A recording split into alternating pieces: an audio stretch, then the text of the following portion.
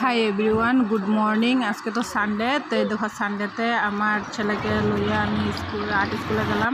তো আর্ট স্কুলে যাওয়ার পরে দেখো যেটাছে সিঁড়ি দিয়ে উঠছে আর্ট স্কুলে, আর্ট ক্লাস করছে। করার পরে তারপরে অর্ডার হয়ে আমরা যে প্যারেন্টস আছি সব যে উপরে বললাম, বইয়া যে তারা কী সুন্দর করতেছে। দেখো আমার ছেলে নতুন গেছে, নতুন শিখতেছে। তোমরা সবাই আশীর্বাদ করো ওরে, তোমরা ভালোভাবে আর্টটা শিখতে পারে।